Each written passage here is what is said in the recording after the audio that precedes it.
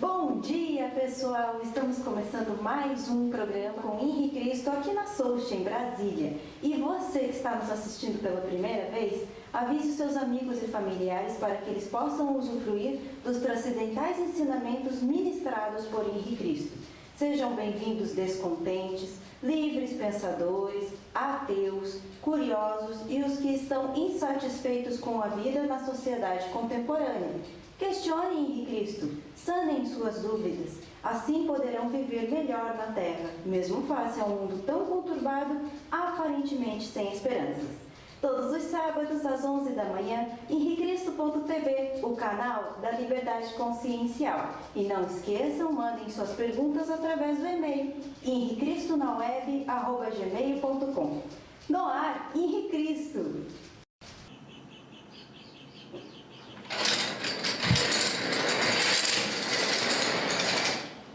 Que a paz seja com todos. O Pai, eterno e inefável, Deus infalível, Criador do Universo, das culminâncias do Teu reino, do trono do Teu poder, do alto do qual Teus olhos temíveis tudo descobrem, tudo bem. Abençoe Teus filhos com saúde, luz e justiça, porque Tua é toda glória, para todo sempre, ó Pai.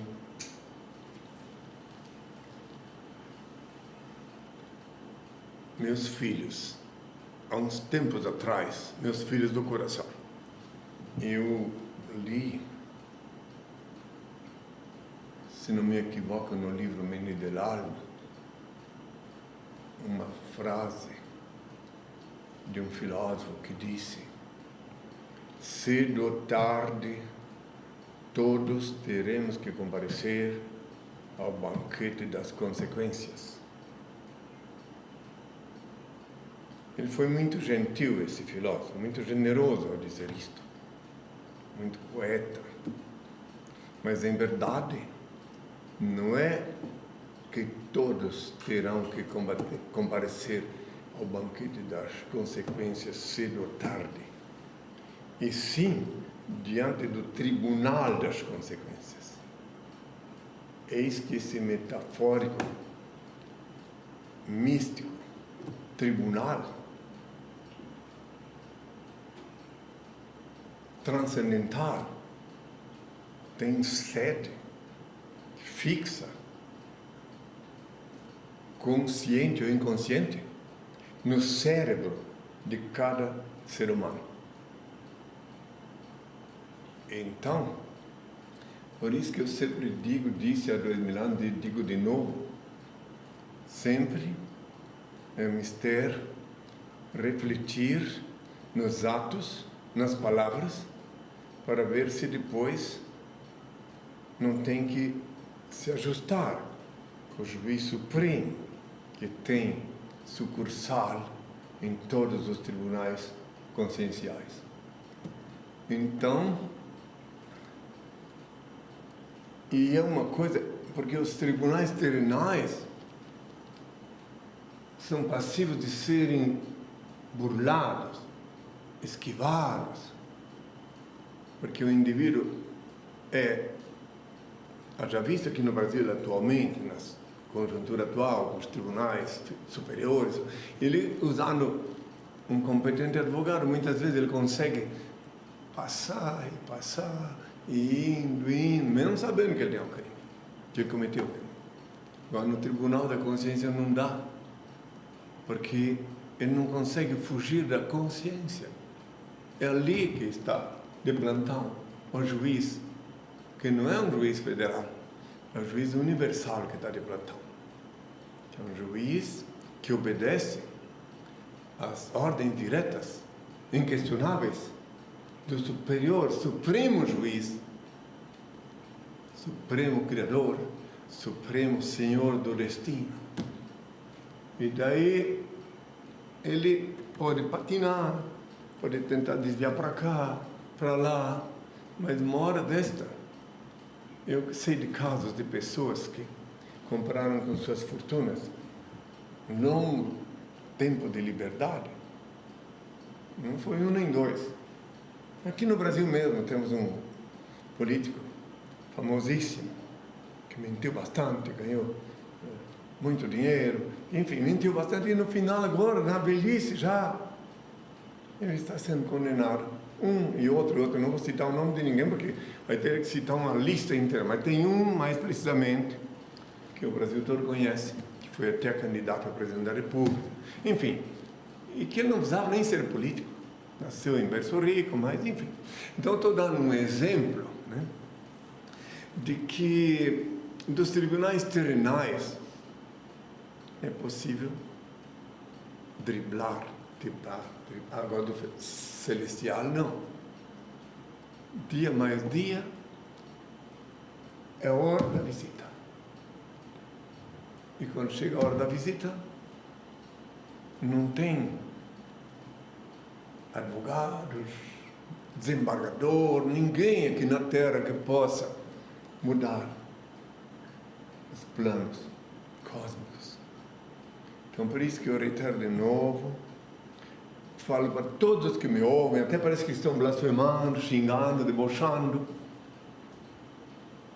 Há uns 30 anos atrás, acho que se não me engano foi em 89, eu disse lá em Curitiba, sendo entrevistado pelo repórter policial Ratinho, então repórter policial, mais adiante eu vou disponibilizar, mas está na internet para quem quiser ver, esse meu colóquio, em 1989, em que ele me questionou lá onde era a sede provisória do Reino de Deus. E eu falei todas essas coisas que estão acontecendo no Rio de Janeiro agora, e ainda algumas que infelizmente não aconteceram, em que infelizmente ainda irão acontecer.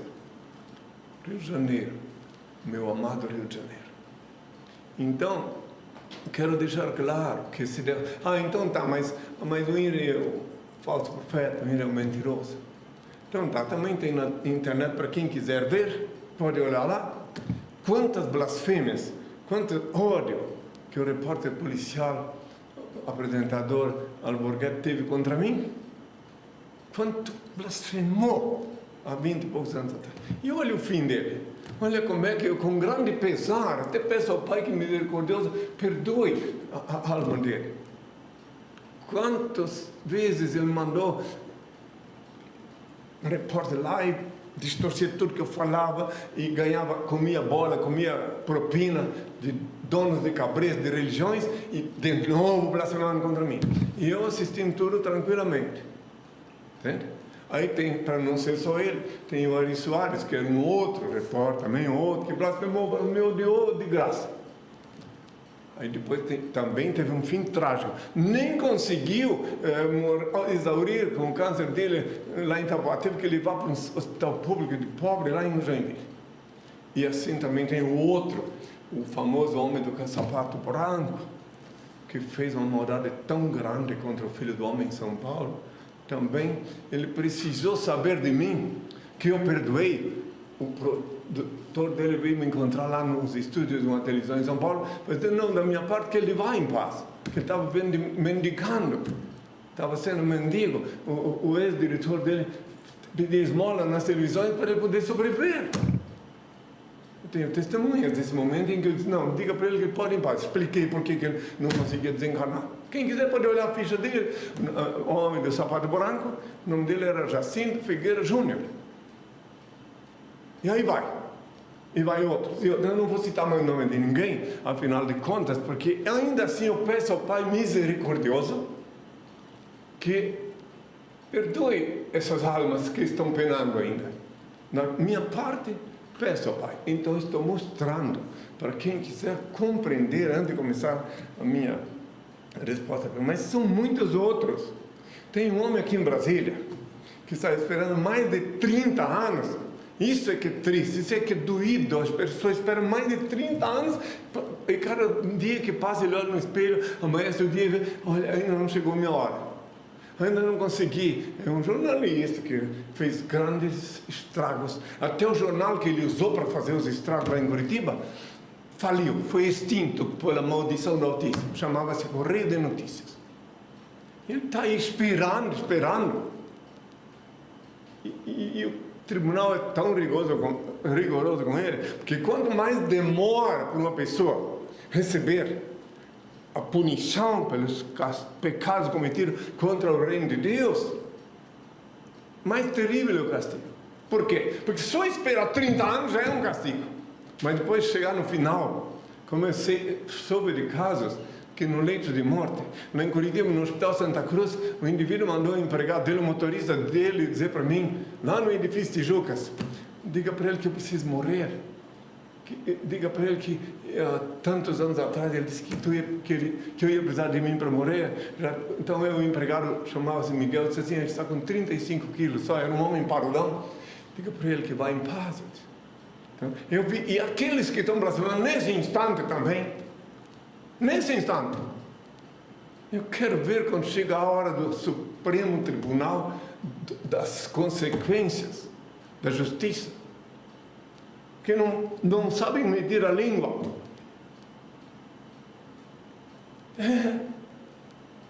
As palavras pesam um peso físico.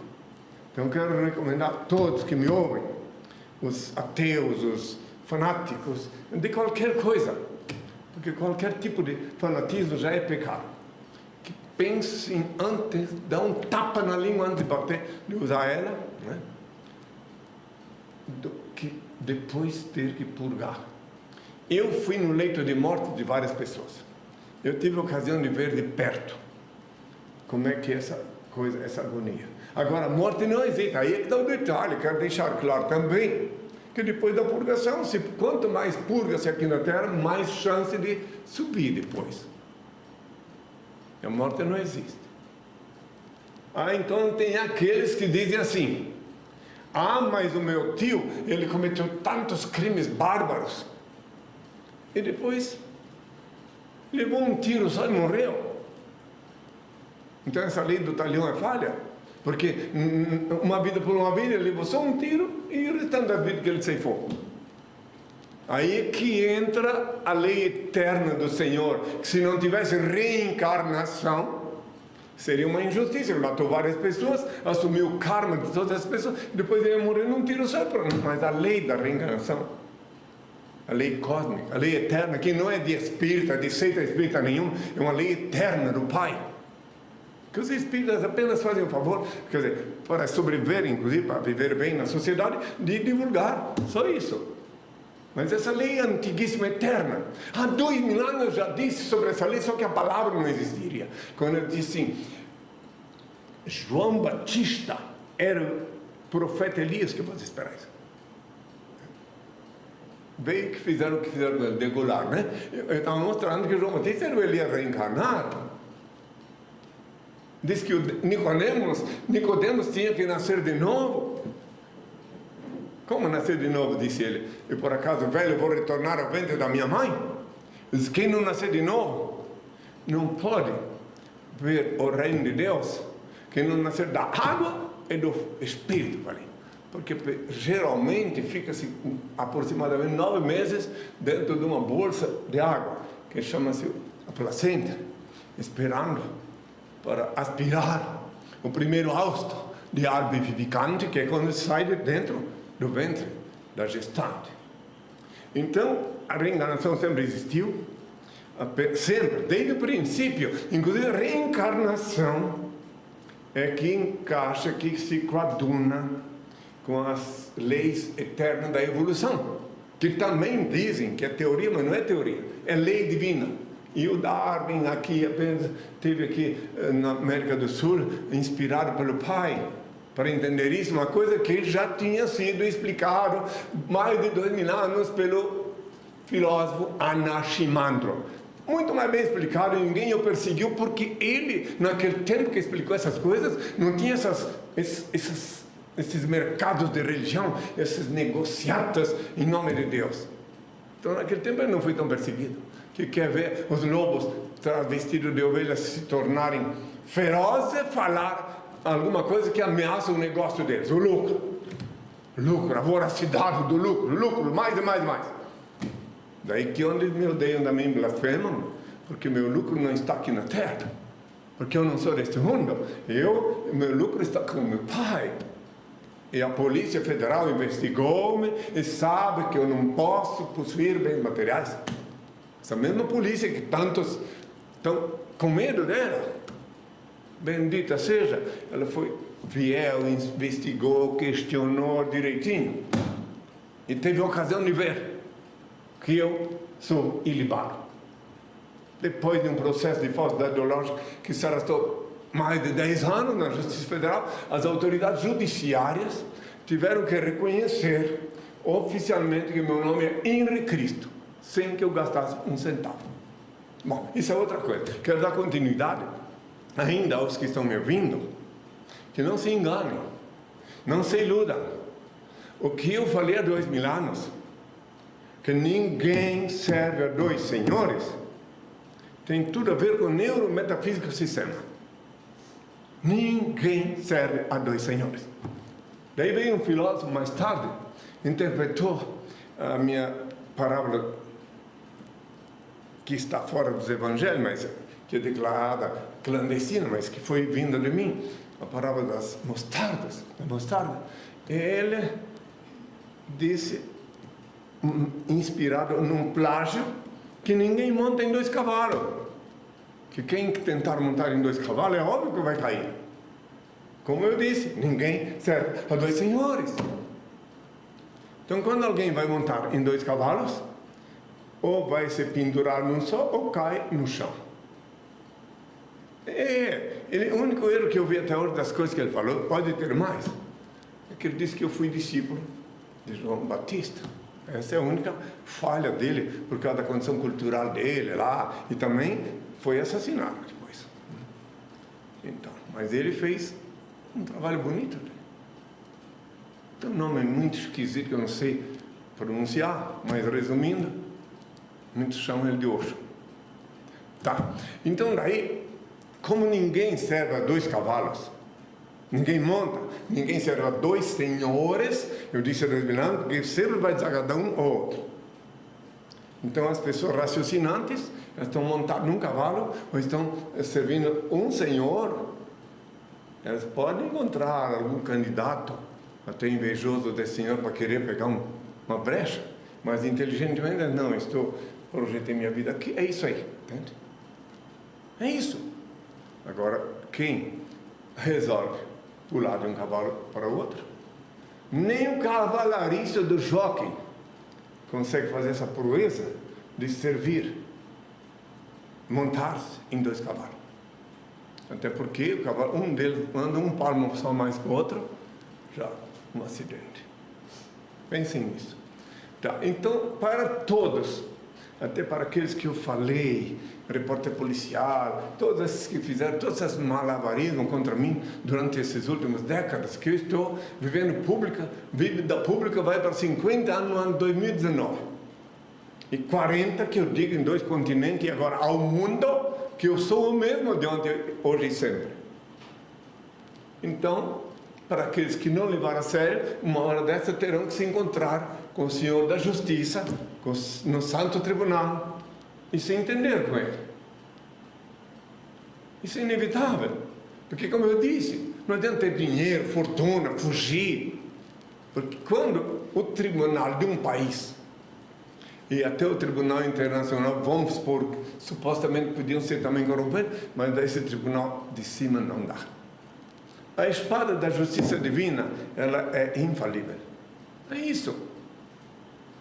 Eu, da minha parte, no meu turno, quero dizer sempre para os que me ouvem, muitos que estão longe daqui, em outros continentes, que Deus os abençoe, que o Pai os abençoe, que eles estão me ouvindo, e inclusive muitos mandam mensagem para mim. Que aguentem-se, mesmo que não possam vir falar comigo aqui, mas andem equilibrado, erguem os olhos aos céus, abertos, invocam o Pai no infinito, porque não tem luz no final do túnel, a luz só tem no infinito, a luz mística, a luz protetora, que essa luz terrenal dá para qualquer um apagar. Eu estou falando na luz eterna, na luz protetora, na luz que te garante um retorno também digno quando voltares aqui na Terra. Isso que importa. Que adianta o orgulho, as posses aqui na Terra? Quantos no leito de morte perceberam tarde demais os erros que cometeram. Daí é lá a hora da expiação. Daí lá a hora, eu li recentemente de um filósofo que disse, ele era um imperador e mandou escrever em cima da sepultura dele uma placa e disse: vindo homens de qualquer parte do mundo que venham, eu sei que vocês virão. Ele disse, o nome dele não lembro bem se era Dário.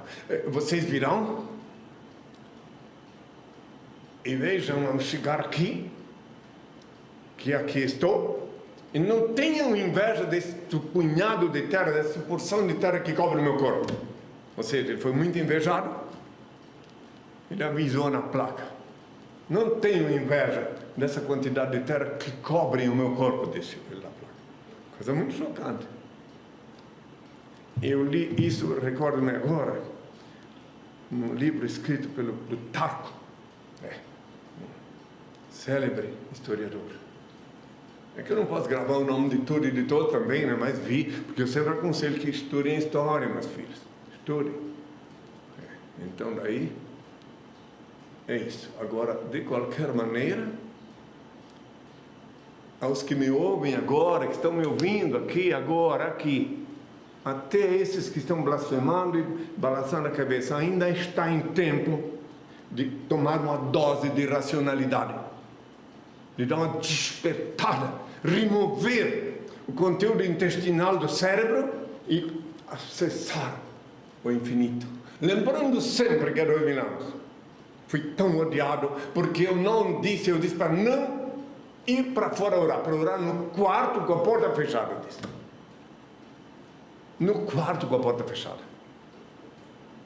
Está em Mateus 6, versículo 6. Eu disse: tu quando orares, entra no teu quarto, fechada a porta, ora o teu Pai Celeste. Em segredo ele vê o que se passa e te abençoa. Eu disse ainda mais que não era para ir ficar em pé nas sinagogas para chamar a atenção. Ainda está lá escrito, para quem quiser ver. Então eu digo de novo a mesma coisa. Eu sou o mesmo, de ontem, hoje, sempre. Tu quando orares, entra no teu quarto, fechar a porta, ora o teu Pai Celeste. Por que eu disse fechar a porta? Para que ninguém interrompa, para que tu possa ter esse colóquio, estabelecer essa simbiose com o Pai. Ele vê o que se passa e te abençoa. Pensem no que estou falando. Sempre é tempo. Sempre existe a última chance, a última ocasião. Meditem, meus filhos, onde quer que estejais. Lembrem que o Senhor é universal. O Senhor não é um Deus regional ou aldeal, de aldeia. É um Deus universal. Ele está acima de todos esses deusinhos genéricos que inventaram. De todos. E eu, que vos falo como servo dele. Disseram os mentirosos, os enganadores, que eu disse que era Deus. Nunca. Sempre disse que eu sou servo de Deus. Disse que eu sou o caminho. Ninguém vem ao meu Pai senão por mim. Por quê? Porque eu ensino a lei. Não precisa vir até aqui fisicamente. Basta aprender o que eu ensino e daí conectar-se diretamente com o Pai no quarto, com a porta fechada, como está escrito em Mateus 6, versículo 6. Então eu espero que todos tenham entendido o que eu falo. E os que não entenderam é porque ainda falta reencarnar muitas vezes, né? É porque eu não posso também querer que todos consigam usar a parte mais sagrada do cérebro, né? Eu falo para os ateus, para todos. Agora eu sei que os fanáticos necessitam, carecem reencarnar. Principalmente aqueles fanáticos ferrenhos, evangélicos, que se comprazem em ter um lobo travesti de ovelha montado neles e sugando os miseráveis salários deles. Esses precisam renascer. Tenham todos a minha paz. Bom, pessoal, vamos então à primeira pergunta, que é do Sérgio de Apucarana. É pecado o perfeccionismo, Senhor? É pecado o quê? Perfeccionismo. Perfeccionismo? Isso. Bom, quando essa palavra está conectada, agregada ao idiotismo do orgulho, é pecado. Agora, se ela busca fazer as coisas perfeitamente, mais harmoniosamente possível, sem orgulho, daí é do divino, aí é sublime. Se ela tenta fazer as coisas muito bem feitas, pensando em agradar, inclusive, o Supremo Criador, que é aquele que dá o poder, que dá o ensinamento, que inspira, que ilumina, daí não é pecado. Mas se alguém tenta fazer uma coisa bem feita só para dizer que o umbigo dele vai ficar mais brilhante, que vai chamar mais atenção de quem quer que seja, daí castigo é inerente ao pecado. Daí ele já, não é uma vez nem duas. Nem uma vez nem duas, que eu vi alguém fazer uma coisa magnífica, uma obra, depois, não demora, viu que não vai dar. Há muitas décadas atrás, eu não lembro o nome nem nada, mas lembro de um homem que mandou construir um automóvel aqui no Brasil. Inventou um automóvel que tinha, mas era uma maravilha, a beleza era uma teteia. E que ele, em vez de ficar puxando porta para cá ou para lá, um botão apertado, abria as portas assim. Só depois que estava tudo pronto que ele descobriu que não era prático. Porque e o carro estivesse do lado, como é que ia ficar? Entenderam? Eu via muitas décadas atrás essa matéria, quem quiser pode pesquisar lá, eu não lembro o nome do homem, faz uns 30 anos. E ele fez, imagina o tempo que ele levou para elaborar, para fazer o primeiro veículo. Daí que ele percebeu que todo aquele conforto ele pensou só nele. E não pensou nos outros veículos que também ocupam espaço no estacionamento. Daí o projeto dele foi, pode ser que daqui uns dias, conforme eu também vi que vai haver automóveis voadores, que ele ressuscite esse projeto com um esquema para que aquelas duas portas virem asa para voar. Pode ser, para Deus tudo é possível se o Senhor inspirar ele. Mas então o perfeccionismo, que acabou de me perguntar, ele nunca é pecado quando se faz as coisas muito bem feitas, pensando naquele que dá o poder, a inspiração da perfeição. Agora, se alguém faz uma coisa pensando, eu sou tal, eu inventei isso, eu inventei aquilo, eu faço, eu sou o gênio da lâmpada, depois vai sim ter que, triste, infeliz, na hora da visita, se ajoelhar diante do, metaforicamente, que seja, diante do tribunal das consequências. Portanto, não é pecado caprichar, fazer bem feitas as coisas, buscar o bem. Mas se tiver razão que não seja o bem comum, o bem dos outros, o bem da humanidade, vai ser vulnerável. Tem todos a minha paz. Agora tem duas perguntas sobre o mesmo assunto. Do Leonardo Bifano, de Raul Soares, Minas Gerais. Inri, o que o senhor acha desta arte de exposição de imagens de sexo grupal, homossexual, zoofilia, etc.? A segunda pergunta, Mário Sérgio, de Rio das Ostras, Rio de Janeiro. Qual sua posição sobre esta mostra de arte em São Paulo, no qual o artista ficava nu na frente de crianças, sendo que os próprios pais induziam as mesmas a tocar no artista nu? Interessante. Nós estamos vivendo, tudo que eu falei há 2 anos está se cumprindo. O mundo está exatamente como eu falei. Exatamente. Eu falei de Sodoma e Gomorra há 2 anos. Falei que quando eu voltasse aqui na Terra, a priori, seria rejeitado por minha geração. Está em Lucas 17, versículo 25 a 35. Falei que, assim como nos tempos de Noé, comiam, bebiam, casavam, davam-se núpcias, até o dia em que Noé entrou na arca, e veio o dilúvio e consumiu a todos. E assim também como no tempo de Ló, comiam, bebiam, casavam, davam-se núpcias, até o dia que Ló saiu de Sodoma e Gomorra e choveu fogo e enxofre do céu. Assim será o dia que o Filho do Homem se manifestar. Então isso aí, se não tivesse esses horrores todos aí, essa pedofilia exacerbada e essa loucura que eu vejo aí pela mídia, porque o que a mídia ainda consegue não mostrar, porque ela é obrigada a esconder o máximo, mas de repente sempre vaza alguma coisa.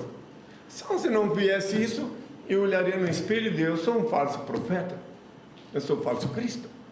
Mas meu pai me mostrou há décadas, muitas décadas atrás, inclusive quando esses que se dizem que eles nem tinham nascido ainda, meu pai me mostrou como seria o dia dele, o que aconteceria antes do dia do Senhor, antes do dia que a humanidade compreenderia que é o Filho do Homem. Por que é o Filho do Homem convém muito e seja rejeitado por sua geração? Lucas 17, versículo 25 a 35. E também para aqueles desinformados, pigmeus, que ficam dizendo, mas Cristo teve 33 anos aqui, agora já está com cabelo branco. Meu cabelo ainda não está bem branco como tem que ser, como está previsto. Está previsto que o meu cabelo será branco da cor da neve. E eu não vou tingir meu cabelo para agradar quem não me entende.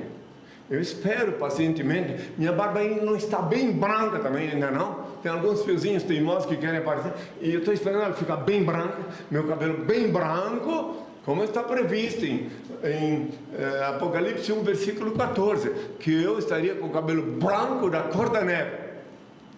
Então, agora, me desculpa, tá, meus filhos? É triste eu ver isso, as coisas que eu vejo que ele falou agora. Inclusive, essa ideologia de gênero que estão enfiando goela abaixo nas crianças, nas escolas.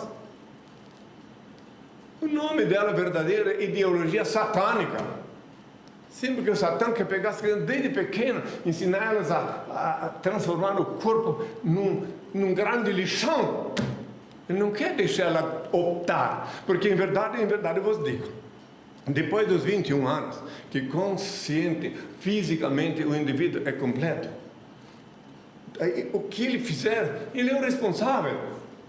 Mas até os 21 anos, quem fica ensinando pornografia assim direta. Ontem ainda vi uma matéria aqui em Brasília, que me apareceu, de um juiz federal, um juiz federal, que baixou uma mensagem muito contundente sobre esse assunto.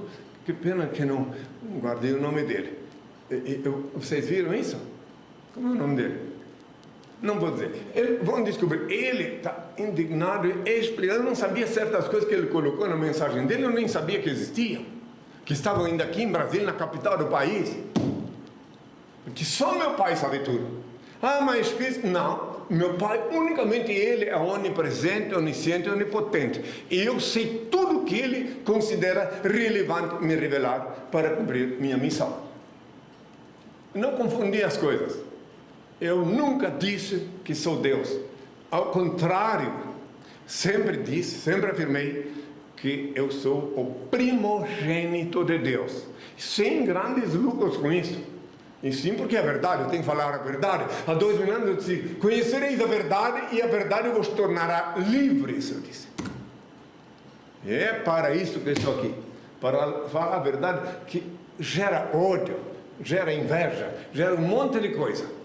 Mas estou aqui para... E meu pai disse aos 2 mil anos, mandou que eu falasse, que eu tinha que reaparecer para a humanidade, onde quer que eu estivesse. Onde quer que pudesse, disse Senhor.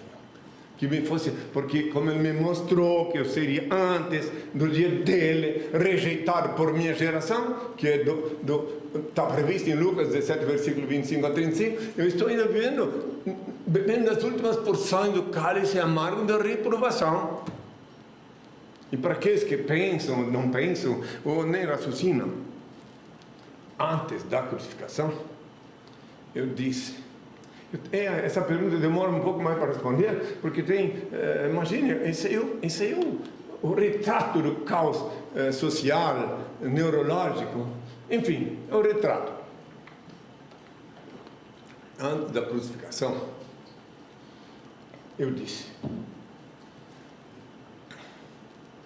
não atireis aos porcos as vossas pérolas, não deis aos cães o que é santo, a fim que não suceda que eles, calcando-os com os pés, se voltem contra vós.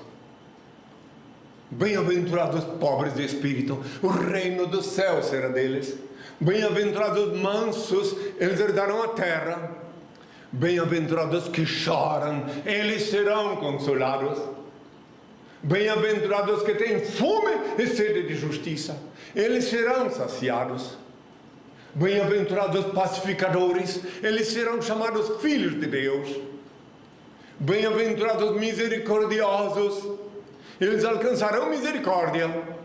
Bem-aventurados corações puros, eles verão Deus. Bem-aventurados que são perseguidos por causa da justiça, o reino dos céus será deles. Bem-aventurados sereis quando vos insultarem, quando vos perseguirem e quando disserem falsamente contra vós toda sorte de mal por minha causa. Alegrai-vos e exultai, pois é grande a vossa recompensa lá nos céus. Foi assim que perseguiram os profetas que vieram antes de vós. A vossa luz brilha aos olhos dos homens, e quando eles veem as vossas boas obras, eles rendem glória ao vosso Pai que está nos céus.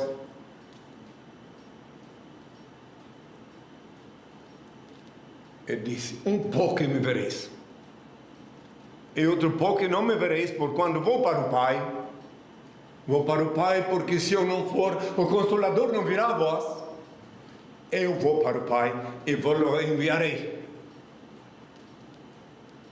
E quando ele vier, não falará de si mesmo, senão que falará tudo que estiver ouvindo do Pai, óbvio, e vos anunciará as coisas que haverão de vir.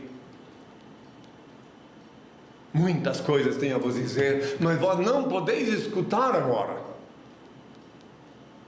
E quando vier o Espírito de verdade, me glorificará, porque receberá do que é meu. Tudo que o Pai tem é meu. Por isso eu disse que receberá do que é meu e anunciar-vos as coisas que haverão de vir. E quando eu falei receberá do que é meu, não era só meu invólucro carnal que eu disse que eu ia reassumir aqui na Terra. Estava falando da reencarnação no meu nascimento físico, de carne e osso. Mas, para reavivar a memória da humanidade, meu Pai determinou, me ordenou, que a duras penas, mesmo ante o rugir dos porcos, o rugir das porcelas inumanas, o grunhir dos porcos e o latir dos cães, eu tive que assumir minhas antigas vestes, minha túnica, meu manto, minha sandália, enfim, porque meu pai disse, e foi muito difícil nesses últimos 30 anos percorrer a América Latina toda e um bom pedaço da Europa assim.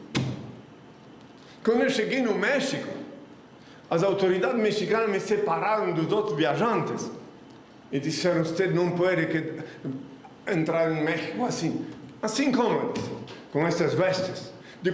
Pero não tem outra, essa é a vontade de meu padre. Aí depois de um longo vai e vem, como ele se espera aqui em México, nenhum sacerdote, nenhum religioso pode andar assim, vestido. Pois assim como eu, ninguém vai andar, eu disse. Porque afinal de contas, eu vim da parte do Pai, reassumi minhas vestes. Daí finalmente me liberaram. Então estou explicando bem claro, que eu obedeço ao Senhor, que latam os cães, que grunham os porcos, que rugem as porcelas inumanas. Eu sou obrigado a obedecer à vontade do meu Pai, e as autoridades judiciárias do Brasil sabem disso, por isso me liberaram depois de longos interrogatórios. E na América Latina toda, não foi só aqui não. Na Inglaterra, quando eu fui expulso, o policial que falava espanhol, porque até então só falava espanhol, português e espanhol, ele disse, Miss Superior, o Becassi, o vice, jamais decretaria sua expulsão. Depois, porque ele se comunicou com Londres, lá em Dover.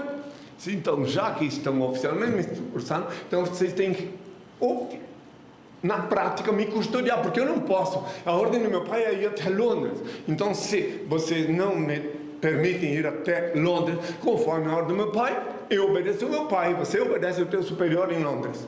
Então, me custodiem até onde vocês acham que eu tenho que ir. Meu pai disse que sempre que alguém me embarasse, eu tinha que fazer a pessoa assumir a responsabilidade dela. Daí me levaram até Cali. Naquele tempo não tinha esse túnel que depois os engenheiros inspirados fizeram. Eu fui de barco até Cali, custodiado pelos dois policiais, entregaram o passaporte para a polícia francesa, cumprir a formalidade, E os franceses, depois de me interrogar, disseram bienvenido à França. E eu assumi a França durante 7 meses como minha pátria transitorial. Foi lá que eu fui oficialmente declarado apátrida e voltei ao Brasil como apátrida, com um pequeno documento cedido pelo consulado brasileiro no Champs-Élysées, que valia por 24 horas, na rua Champs-Élysées. Chegando em Salvador, na Bahia, tudo isso que eu estou falando está naquele livro que eu expus aí, que vocês podem ver lá, o livro Despertador Explosivo. Podem ler lá. O que eu estou falando é o que aconteceu comigo. Meus filhos, como eu tenho que continuar as perguntas, às vezes a coisa... tudo isso, eu não me olvidei não. Por que eu falei tudo isso?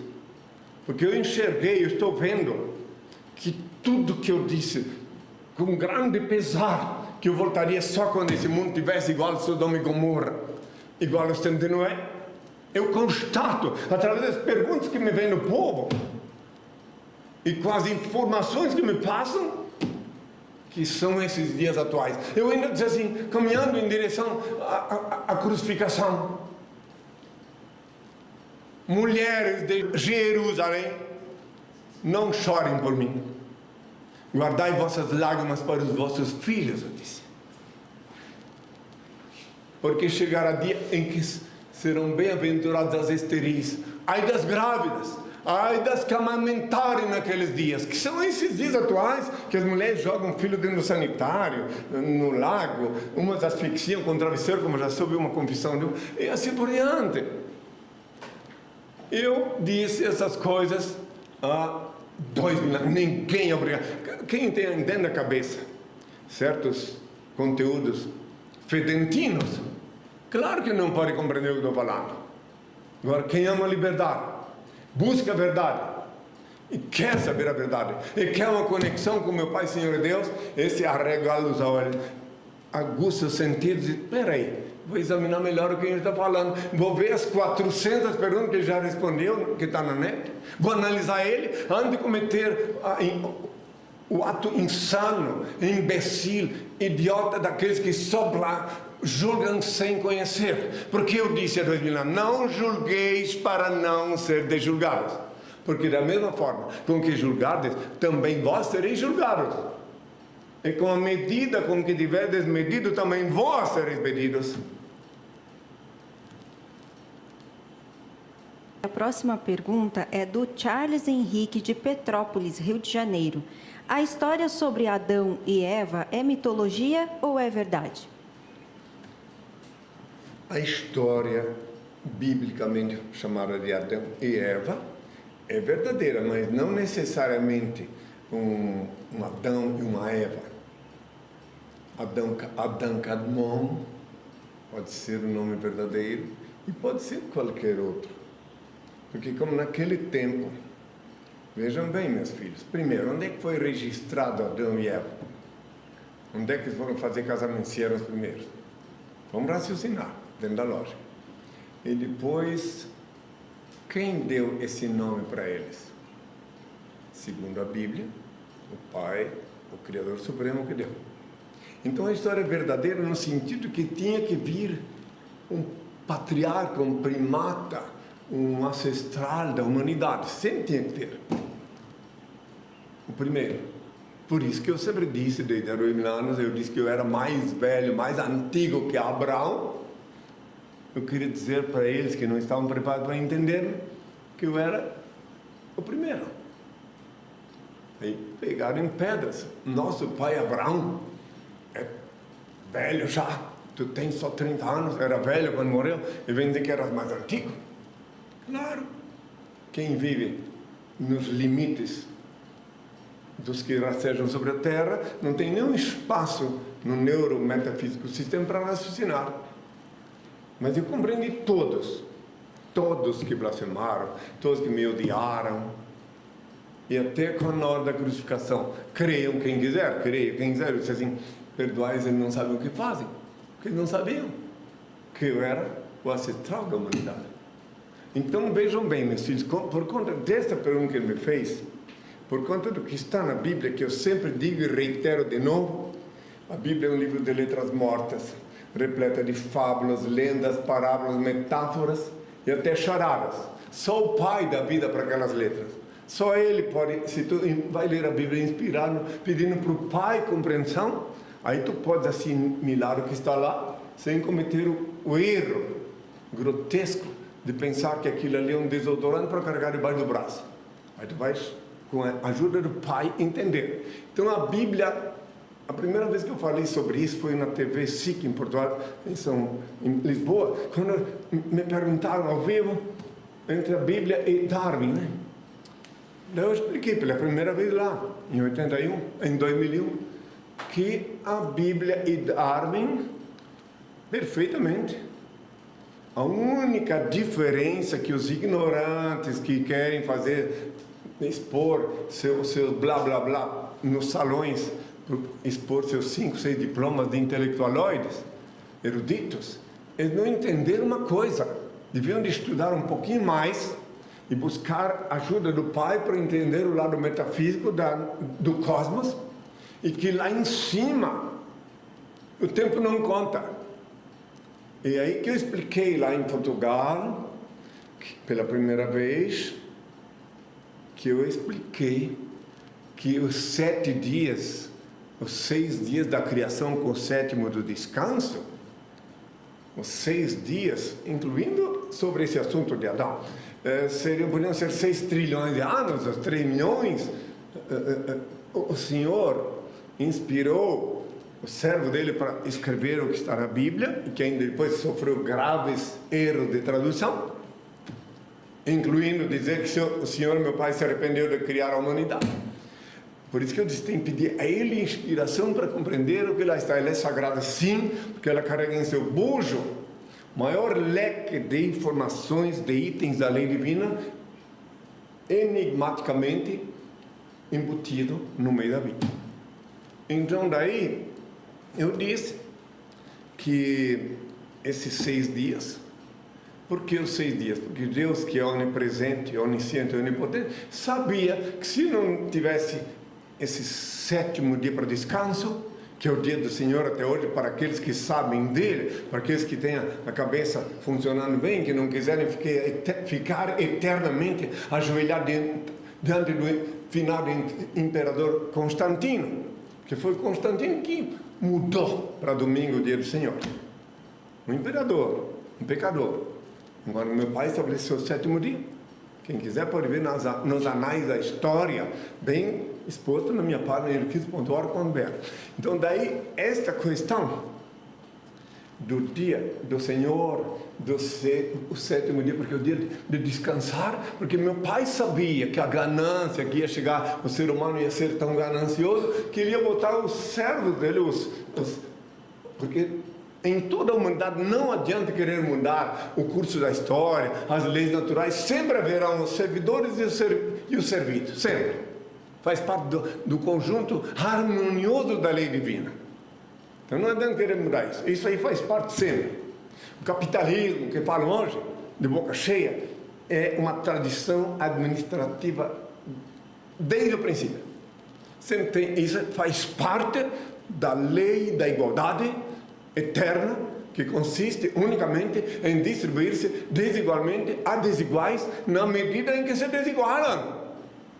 Então sempre haverá alguém que vem com a predisposição, com a missão, com a capacidade para ser. E por acaso os interpretadores asposamente da lei equivocados pensam assim: não, eu sou médico, eu sou diretor de um hospital, então eu não sou servidor, eu só tenho servos.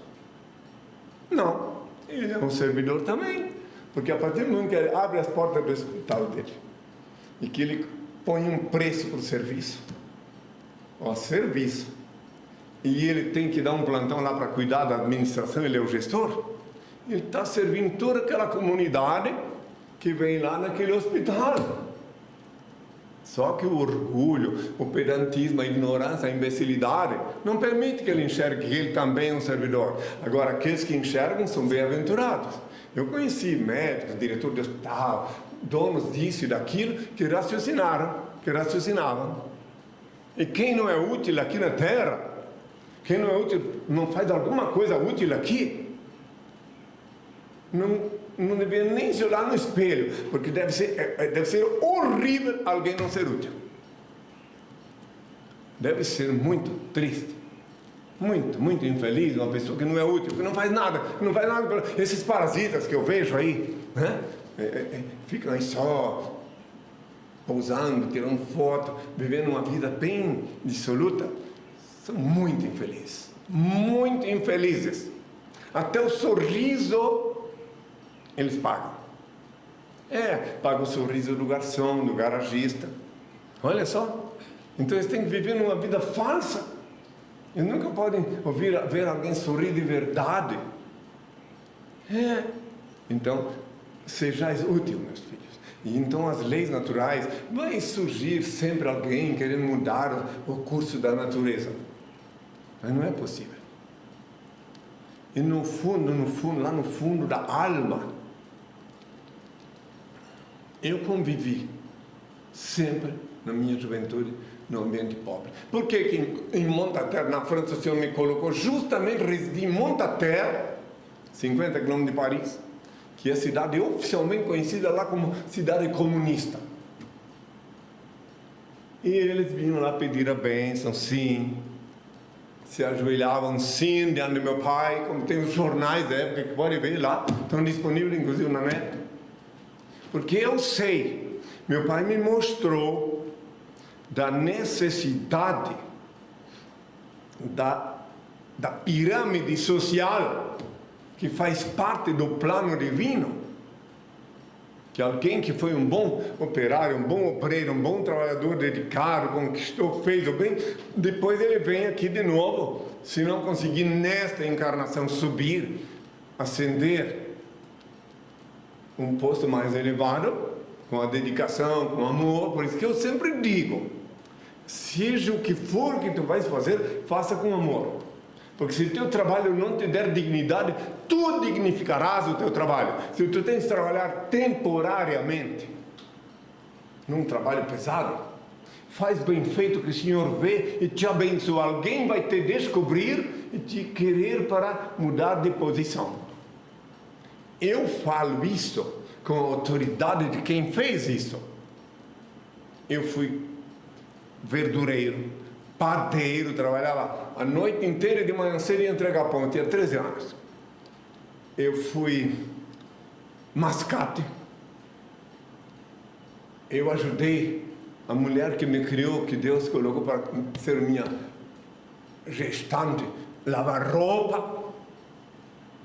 Eu já ensinei a cozinhar, já ensinei a fazer faxina. Por isso que eu posso falar. Meu pai me mostrou por que ele me meteu, e peço a ele agora, diante de todos vós, que ele me abençoe com a graça de, se eu tiver, quando eu tiver que voltar aqui na terra, que eu venha lá de baixo, de novo, para poder compreender que quem nasce no degrau do meio, já disse um filósofo, será alguém dali para cima. Então é necessário ir lá compreender. Já dormi em palácio, eu conheci de tudo um pouco, na favela, no Rio de Janeiro, na favela da Bahia, que meu pai quis que eu conhecesse. Muitas vezes, por equívoco, me encarceraram, e eu depois compreendi que eu tinha que estudar sociologia com cobaias vivas, que não adianta tu ler em livro o que é a vida carcerária, o que é um prostíbulo, não. Para conhecer empiricamente, só é possível se tu for estudar com cobaias vivas no local onde funcionam essas coisas. Nesse particular, eu sou obrigado a reconhecer, mais ou menos, o que Freud diz, que o homem é fruto do meio. Eu só não me tornei fruto de meio nenhum, porque meu pai, Senhor Deus, sempre me conduziu desde criança. Agora, uma pessoa que não tem essa missão que eu tenho, pode sim ser influenciado pelo meio. Cada um que raciocine, pense, medite sobre o que eu falei. Se alguém tiver alguma dúvida, me pergunte para outro dia. Agora eu vou responder uma pergunta a mais que o tempo passou, e daí vou pedir ao Pai a bênção para todos. Nélio, de Belo Horizonte. Eu gostaria de saber o que o INRI pensa sobre o ego. Por que nascemos com ele? Há alguma vantagem de tê-lo? Pois, pelo que sei, ele mais atrapalha do que nos ajuda. É verdade. É um inimigo do homem, é o ego. Mas ele é irmão do orgulho, né? Ou é escravo, enfim, ele está ali para e passo. Então a gente também nasce com algumas coisas que depois, com o tempo, a gente se desvencilha. É tão simples responder essa pergunta. Por que nascemos com um cordão umbilical? Por quê? Porque faz parte do pacote da natureza. Daí corta o cordão umbilical para, na hora de aspirar, o primeiro hausto de ar vivificante. E daí o ego, ele vem junto no pacote. Ego, orgulho, tudo quanto é coisa que pode confundir o cérebro. Por isso que eu disse há 2000 anos. Bem-aventurados os corações puros, eles verão Deus. Quando alguém se torna com o coração puro, pode ver Deus. Eu não sou Deus, não preciso olhar para mim. Se eu estiver com o coração puro, eu sou o servo de Deus. Ela olha no espelho e vê no espelho os sinais da presença de Deus.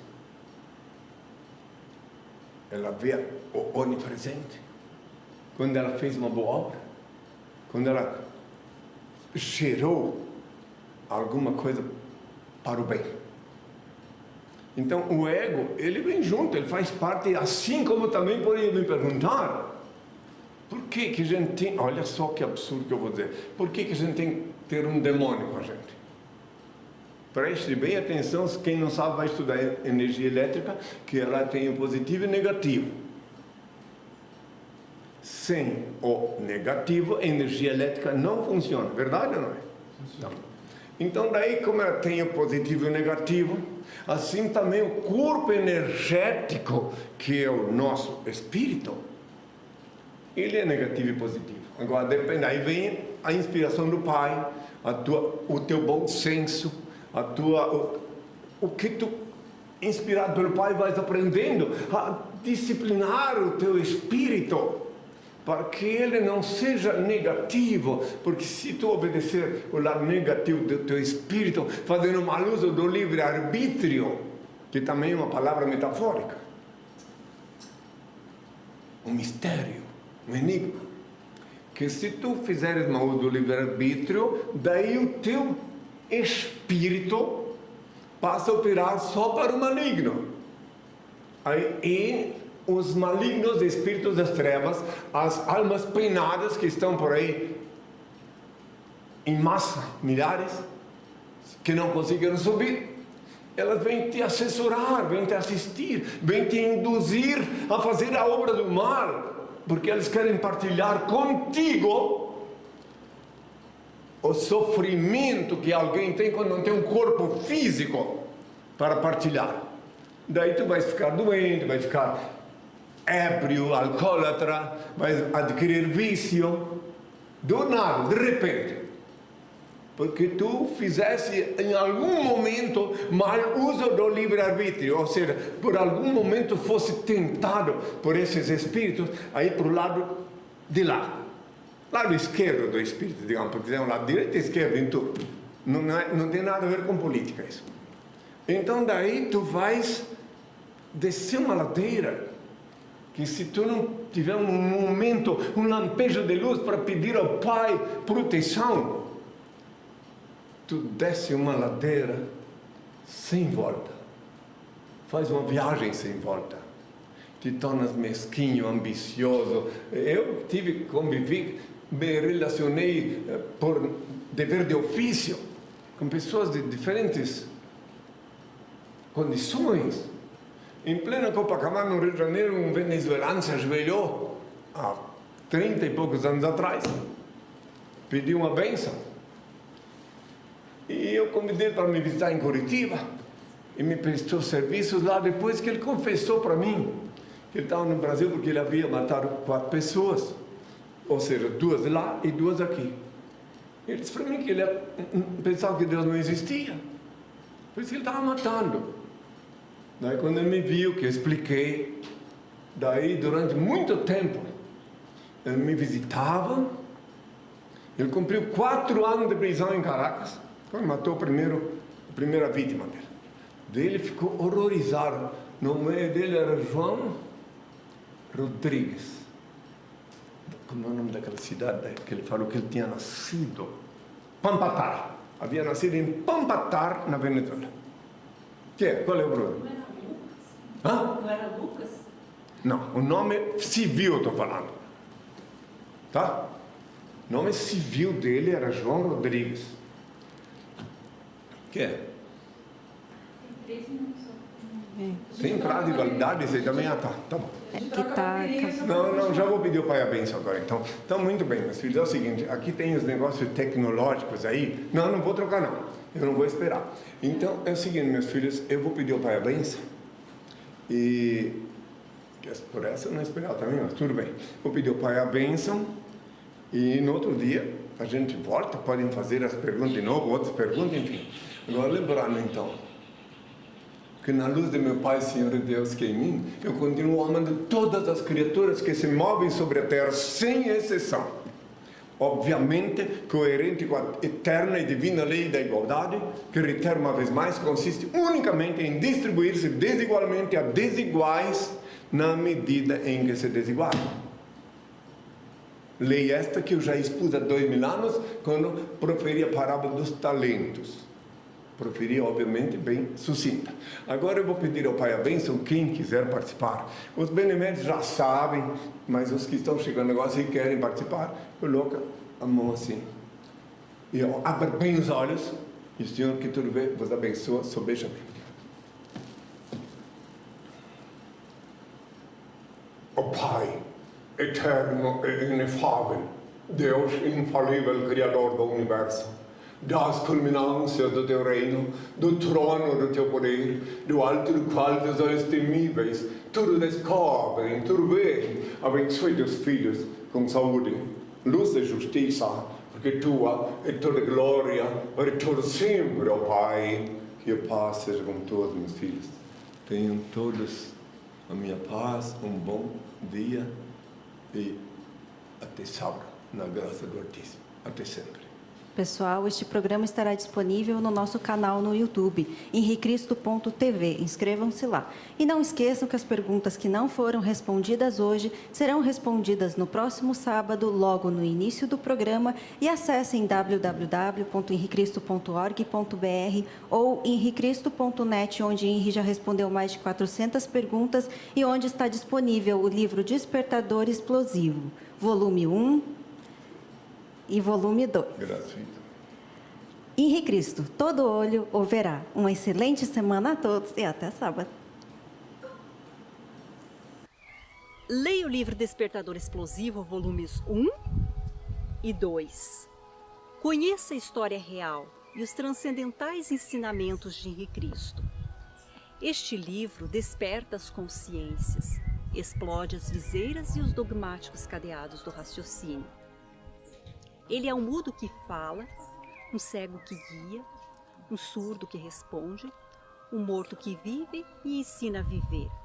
O livro Despertador Explosivo é a chave do reino de Deus. Está disponível para download graciosamente em nossos sites oficiais, henricristo.org.br ou henricristo.net. Acesse! Henri Cristo, todo olho verá.